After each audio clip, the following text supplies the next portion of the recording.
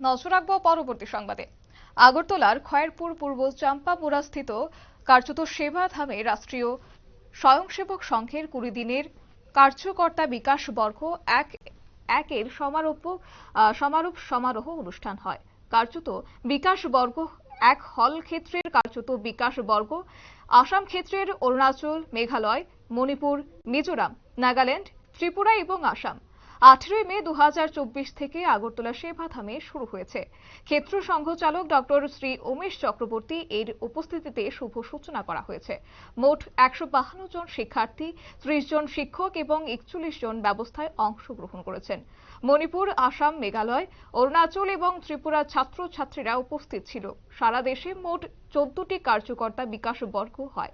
আজকের এই সমারোহ অনুষ্ঠানে মুখ্য অতিথি হিসেবে উপস্থিত ছিলেন ত্রিপুরার বিশিষ্ট ব্যবসায়ী শ্রী রতন দেবনাথ মহোদয়। পাশাপাশি বর্গ কার্যবাহ ছিলেন ক্ষেত্রসহ শারীরিক প্রমুখ শ্রী সঞ্জয় দাস।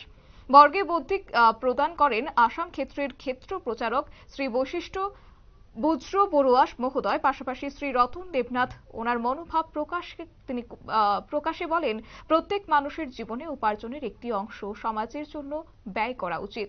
শ্রী বৈশিষ্ট্য বড়ুয়া বক্তব্য রাখতে গিয়ে তিনি বলেছেন, ভা শব্দের অর্থ হলো জ্ঞান আর রথ শব্দের অর্থ হলো প্রদানকারী। অর্থাৎ ভারত শব্দের অর্থ হলো জ্ঞান প্রদানকারী রাষ্ট্র।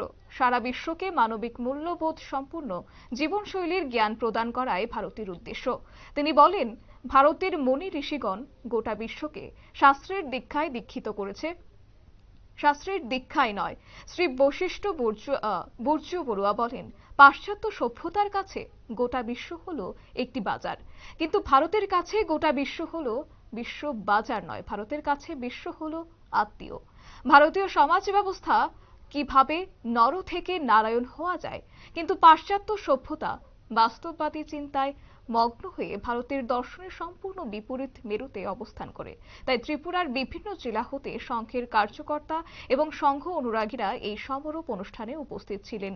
কার্যত বলাই যায়, আগরতলার খয়েরপুরের পূর্ব চাম্পামুড়াস্থিত সেবাধামে রাষ্ট্রীয় স্বয়ংসেবক সংঘের 20 দিনের কার্যকর্তা বিকাশ বর্গ এক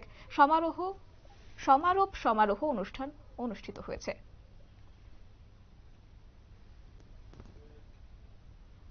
নিয়ে নিচ্ছি ছোট্ট একটি বিজ্ঞাপন বিরতি, সঙ্গে থাকুন।